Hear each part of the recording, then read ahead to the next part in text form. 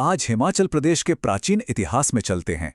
एक ऐसी कहानी जो हमें हिमालय की वादियों में हजारों साल पीछे ले जाएगी। ये कहानी है प्रवासन की, बड़े बड़े संघर्षों की, और कैसे उन पहाड़ों में बड़े बड़े राज्यों ने जन्म लिया। एक ऐसी दास्तान जो शायद ही किसी ने सुनी हो। तो सवाल ये उठता है कि हिमालय पर सबसे पहले राज किसने किया? कौन थे वो पहले शासक? इसका जवाब जानते हैं कहाँ छिपा है? एक ऐसे युद्ध में जिसे हम सब लगभग भूल चुके हैं। सोचिए, एक 40 साल लंबा महासंग्राम जिसने न सिर्फ एक नए राज्य को जन्म दिया बल्कि उस पूरे इलाके की तकदीर ही बदल कर रख दी। ठीक है, तो कहानी को शुरू से शुरू करते हैं। सबसे पहले ये देखते हैं कि ये जो बड़े बड़े युद्ध हुए, इनसे पहले इन जमीनों पर आखिर रहता कौन था। तो देखिए, इस कहानी के जो सबसे पहले किरदार हैं वो हैं प्रोटो ऑस्ट्रेलॉइड जनजातियां। माना जाता है कि ये इस जमीन के सबसे पहले निवासी थे। लेकिन वक्त बदला और इतिहास की लहरें इन्हें अपनी जगह से उत्तर की तरफ, मतलब पहाड़ों की ओर भी गहरी वादियों में धकेलती चली गई। और ये था पहला बड़ा बदलाव। हुआ ये कि जब सिंधु घाटी के लोगों ने हिमालय की तलहटी की तरफ फैलना शुरू किया, तो इसका असर बिल्कुल एक डोमिनो इफेक्ट जैसा हुआ। मतलब एक के बाद एक चीजें होने लगी। जो मूल प्रोटो ऑस्ट्रेलॉइड जनजातियां थीं, उन्हें अपनी जगह छोड़नी पड़ी और वो आज के हिमाचल की और भी अंदरूनी गहरी घाटियों में बस गई। अच्छा, इन स्थानीय जनजातियों का जिक्र हमें वैदिक ग्रंथों में भी मिलता है। वहां इन्हें दास, दस्यु या फिर निषाद कहा गया है। तो इससे एक बात तो साफ हो जाती है कि ये लोग इस इलाके में बहुत पहले से बसे हुए थे। मतलब वो यहाँ के मूल निवासी थे। लेकिन ऐसा नहीं है कि ये जनजातियां कमजोर थीं या उन्होंने बस अपनी जगह छोड़ दी। बिल्कुल नहीं, वे बहुत शक्तिशाली राजाओं के नेतृत्व में संगठित थीं। नाम सुनिए: चमूरी, धुनी, पिपरू, सुष्ण। ये वो राजा थे जिन्होंने नए आने वाले लोगों का जबरदस्त मुकाबला किया। अब कहानी में एक बहुत बड़ा मोड़ आता है। सीन में एंट्री होती है एक नई और बहुत ही शक्तिशाली ताकत की। और बस यहीं से उस महाटकराव की जमीन तैयार होती है जिसके बारे में हम बात कर रहे हैं। देखिए, ये समझना जरूरी है कि आर्यों का प्रवासन एक बार में नहीं हुआ। ये दो अलग अलग लहरों में हुआ और इन दोनों ने ही इस पूरे क्षेत्र का नक्शा बदल दिया।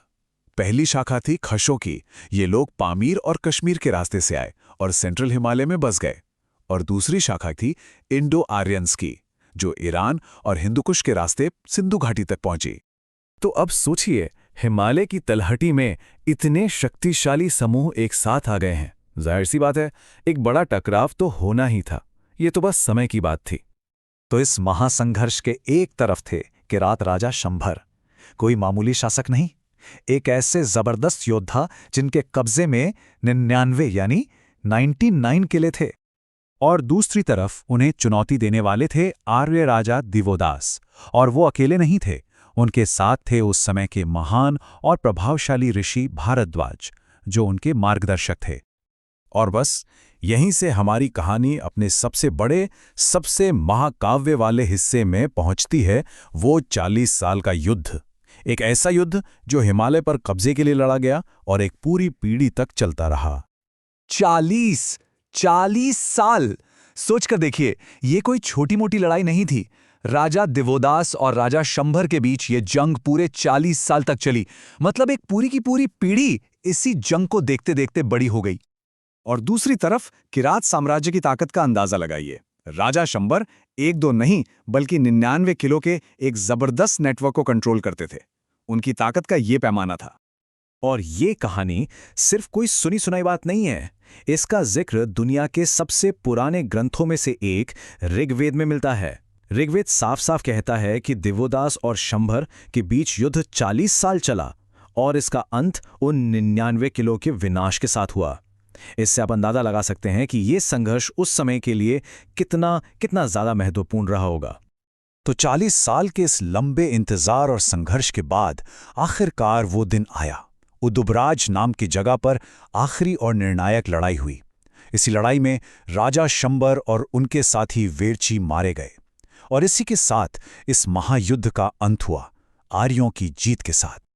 लेकिन कहानी यहां खत्म नहीं होती। असल में एक युद्ध का खत्म होना किसी संघर्ष का अंत नहीं था, बल्कि ये तो एक नए पावर स्ट्रक्चर, एक नई शक्ति संरचना की शुरुआत थी। तो इस जीत के बाद क्या हुआ? सत्ता बदली। देवोदास के बाद उनके बेटे सुदास राजा बने, लेकिन सुदास को अपनी ताकत साबित करनी थी। उन्होंने 10 राजाओं का युद्ध नाम की एक और बड़ी लड़ाई लड़ी, जिसमें उन्होंने अपने ही 10 विरोधी आर्य सरदारों को हराया और अपनी पावर को और मजबूत कर लिया। और सिर्फ राजा ही नहीं, सलाहकार भी बदले। ऋषि भारद्वाज की जगह अब ऋषि वशिष्ठ आ गए। मतलब अब पावर पूरी तरह से एक जगह पर सेंट्रलाइज्ड हो चुकी थी। तो आखिर में ये पूरी कहानी हमें एक बहुत ही दिलचस्प सवाल पर लाकर छोड़ देती है। जरा सोचिए, आज दुनिया में ऐसे कितने देश, कितने समाज हैं जिनकी कहानियों की शुरुआत एक ऐसे ही किसी भूले बिसरे युद्ध से हुई होगी। शायद हमारा जो आज है, हमारा जो वर्तमान है, उसकी जड़ें अतीत के इन संघर्षों में हमारी सोच से कहीं ज्यादा गहरी हैं।